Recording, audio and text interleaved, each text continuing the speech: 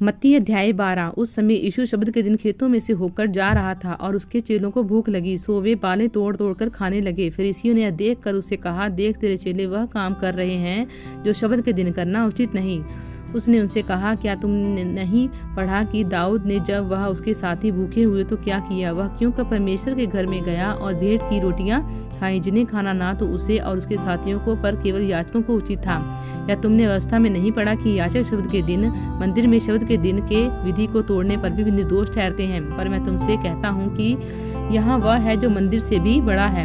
यदि तुम इसका अर्थ जानते कि मैं दया से प्रसन्न नहीं हूँ, बलिदान से नहीं, तो तुम निर्दोष को दोषी न ठहराते। मनुष्य का पुत्र तो शब्द के दिन का भी प्रभु है। वहां से चलकर वह उनकी सभा के घर में आया, और देखो, एक मनुष्य था जिसका हाथ सूखा हुआ था, और उन्होंने उस पर दोष लगाने के लिए उससे पूछा कि क्या शब्द के दिन चंगा करना उचित है? उसने उनसे कहा, तुम में ऐसा कौन है जिसकी एक ही भेड़ हो और वह शब्द के दिन गड्ढे में गिर जाए तो वह उसे पकड़कर ना निकाले?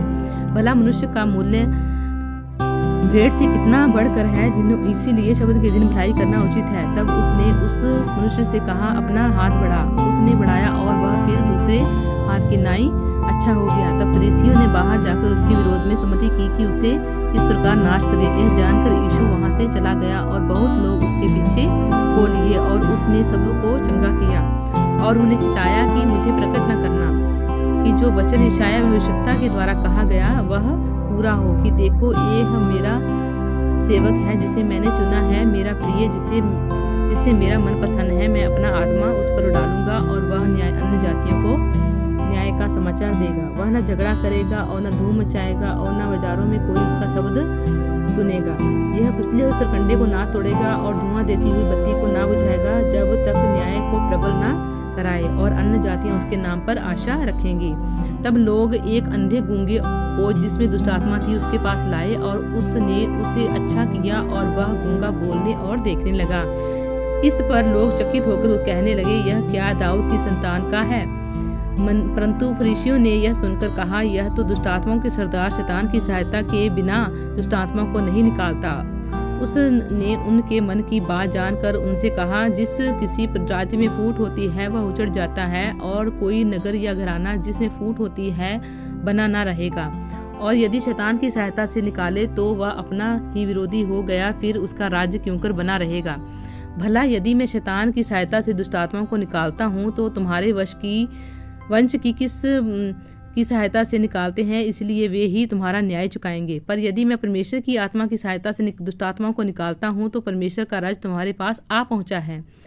या क्यों कर कोई मनुष्य किसी बलवंत के घर में घुसकर उसका माल लूट सकता है, जब तक कि पहले उस बलवंत को ना बांध ले, और तब वह उसका घर लूट लेगा।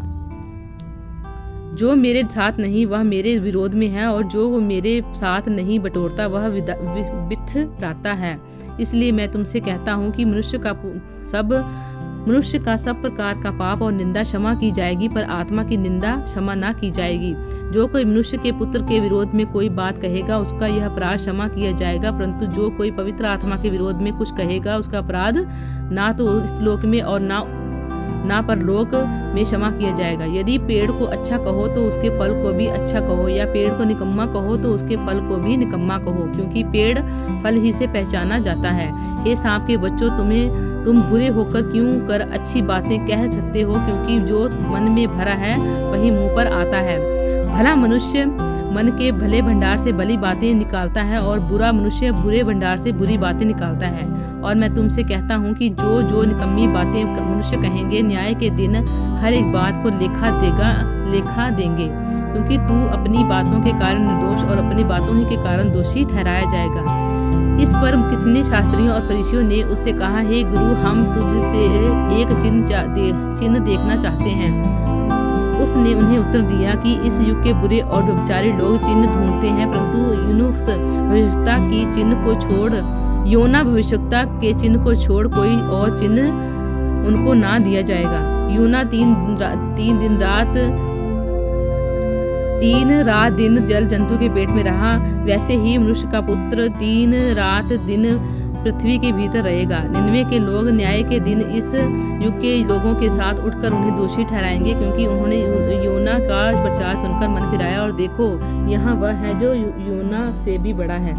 दक्षिण की रानी न्याय के दिन इस युग के लोगों के साथ उठकर उन्हें दोषी ठहराएगी, क्योंकि यह वह सुलेमान का ज्ञान सुनने के लिए पृथ्वी की छोर से आई, और देखो यहाँ वह जो है जो सुलेमान से भी बड़ा है। जब अशुद्ध आत्मा मनुष्य में से निकल जाती है तो सूखी जगहों में विश्राम ढूंढती फिरती है और पाती नहीं। तब कहती है कि मैं अपने उसी घर में जहाँ से निकली थी लौट जाऊंगी, और आकर उसे सूना जाड़ा बुहारा और सजा सजाया पाती है। तब वह जाकर अपने से और बुरी 7 आत्माओं को अपने साथ ले आती है, और वे उसमें बैठ कर वहाँ वास करती हैं, और उस मनुष्य की पिछली दशा पहले से भी बुरी हो जाती है। इस युग के बुरे लोगों की दशा भी ऐसी ही होगी। जब वह भीड़ से बातें कर ही रहा था, देखो उसके माता और भाई बाहर खड़े थे और उसने बातें करना चाहते थे। किसी ने उनसे कहा, देखो तेरी माता और तेरे भाई बाहर खड़े हैं, तुमसे बातें करना चाहते हैं। यह सुन उसने कहने वाले को उत्तर दिया, कौन है मेरी माता और कौन है मेरे भाई? और अपने चेलों की ओर अपना हाथ बढ़ाकर कहा, देखो मेरी माता और मेरे भाई ये हैं, क्योंकि जो कोई मेरे स्वर्गीय पिता की इच्छा पर चले वही मेरा भाई और वही बहन और माता है।